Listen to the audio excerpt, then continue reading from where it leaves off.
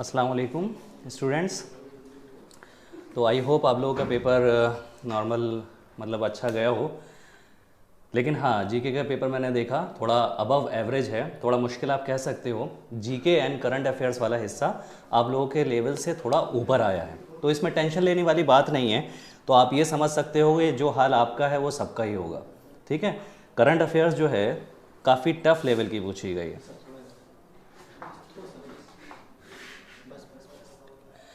तो current affair जो है काफ़ी टफ लेवल की है।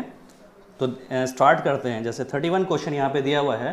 Shooter Alexandra Perilli won first ever Olympic medal for which of the following country in Tokyo. Obvious आप देख रहे हैं काफ़ी मुश्किल क्वेश्चन है। इसका राइट आंसर है डी, सैन मरीनो। ठीक है, ये इटली में पैदा हुई हैं लेकिन खेलती सैन मरीनो के लिए। इनका कंट्री ओरिजिन, कंट्री किसके लिए मतलब मेडल्स लेती हैं ये, अभी 2020 में भी इनको मेडल मिला है। तो इसका आंसर क्या है, सैन मैरिनो। ठीक है। Next question, who among the following has the right to speak in the house of parliament. ये भी अबव एवरेज क्वेश्चन है, पॉलिटी का क्वेश्चन है। मैं एक्सपेक्ट करता हूँ ये क्वेश्चन BLLB में पूछने चाहिए, लेकिन यहाँ पूछा गया है।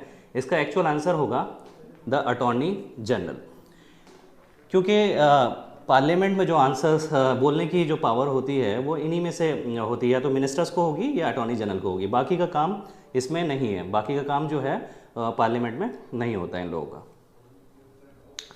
शांति Swarup Bhatnagar award is given for one's contribution to. इसका answer is science and technology.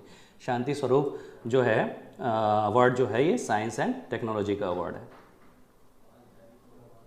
ठीक है। Education policy once again a tough question. ठीक है, एजुकेशन पॉलिसी कब चेंज हुई है आपको पता है, अभी 2020 में चेंज हुई है। लेकिन पुरानी वाली जो एजुकेशन पॉलिसी है वो अडॉप्ट कब करी गई थी, तो इसका आंसर है 1986 में। ठीक है।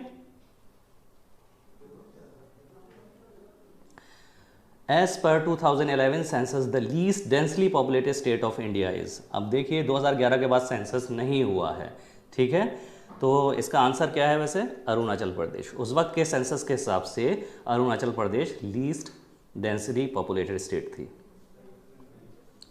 Sonal Mansingh associated with, again out of question. ठीक है, अगर आपको पता ही नहीं है कि सोनल मानसिंह है कौन तो आप अंदाज़ा नहीं लगा सकते। पहले तो ये एक डांसर हैं, और डांसर में भी कौन सी डांस फॉलो करती हैं, तो ये है भरतनाट्यम। ठीक है। Next question, official languages are mention in which schedule of the Indian constitution. तो ये भी एक टफ क्वेश्चन है। पॉलिटी मैं कहूँगा कि BLLB लेवल पे पूछना चाहिए क्वेश्चन पॉलिटी के। ये इसका आंसर है 8th शेड्यूल। ठीक है, ऑफिशियल लैंग्वेज के लिए जो इंडियन कॉन्स्टिट्यूशन का शेड्यूल है वो 8th शेड्यूल है। Okay. Next, Suman scheme of the government of India is related to. देखो बच्चों, ये जो स्कीम थी ज़ीरो डेथ उसके लिए है, prevention of new born babies के लिए। जो न्यू बॉर्न बेबी डेथ हो जाते हैं तो इसका answer prevention of maternal and new born death, यानी कि माँ और बच्चे की डेथ को प्रिवेंट करने के लिए है ये सुमन स्कीम। ठीक।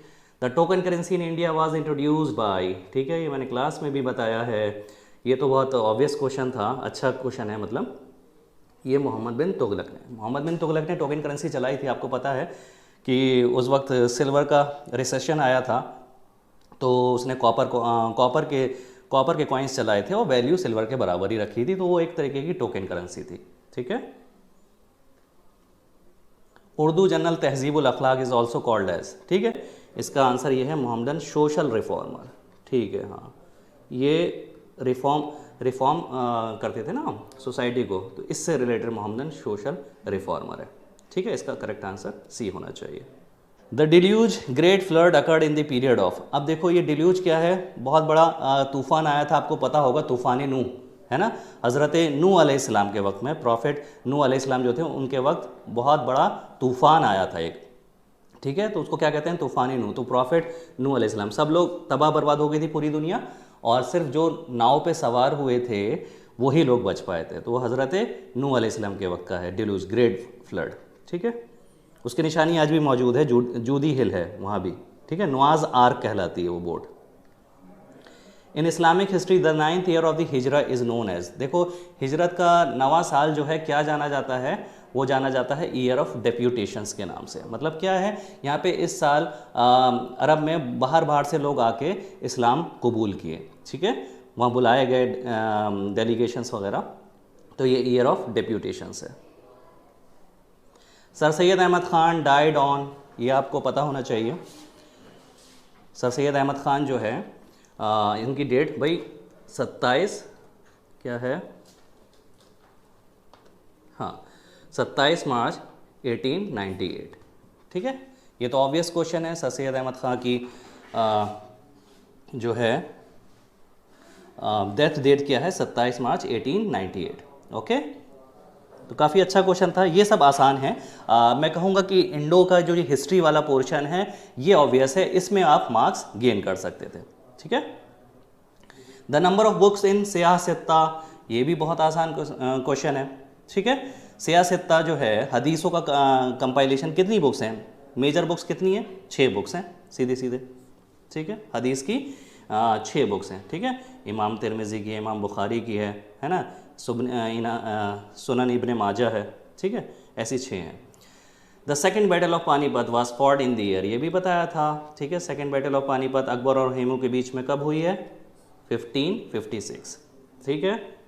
Second battle of Panipat 1556 Akbar and Hemu के बीच में हुई है। अकबर खुद नहीं लड़े थे, अकबर के कमांडर बैरम खान लड़े थे, क्योंकि अकबर उस वक्त काफ़ी छोटे थे।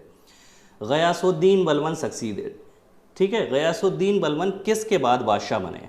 देखो इस क्वेश्चन का ओरिजिनल आंसर होना चाहिए नसीरुद्दीन मोहम्मद शाह, ठीक है। यहाँ पे लेकिन एक नसीर नाम से एक वर्ड दिया हुआ है, नसीर खुसरो, को कन्फ्यूज़ करने के लिए, ठीक है। रज़िया सुल्तान का जो टर्न था 1236 से 1240 में ख़त्म हो गया था, जैसे कि आपको पता ही है। 1236 से 1240 में ख़त्म हो गया था।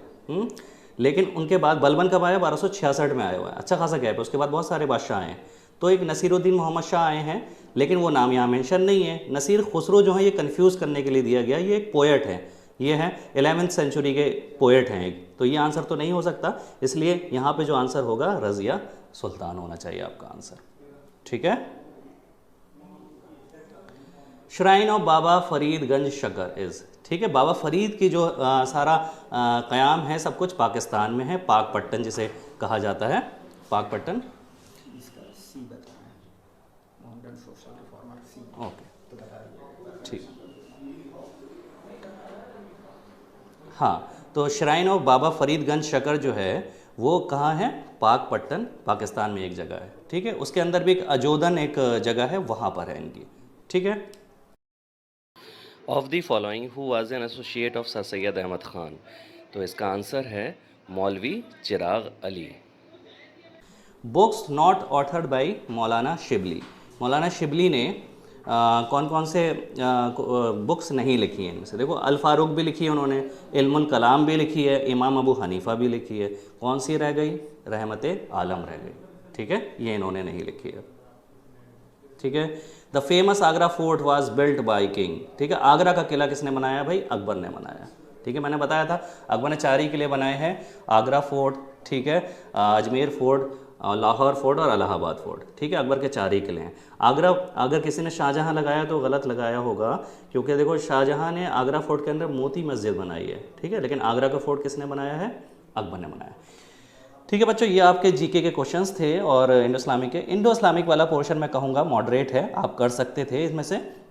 और अगर आपने करंट अफेयर्स और जीके काफ़ी टफ थी, अगर मैं इसमें से ये कहूँ कि अगर आप 8-9 भी कर रहे हो, गेन कर रहे हो, तो ये काफ़ी अच्छा स्कोर है 20 में से मेरे हिसाब से, क्योंकि करंट अफेयर्स आपके लेवल से काफ़ी ऊपर आई थी। थैंक यू मेरी बच्चों, ऑल दी बेस्ट।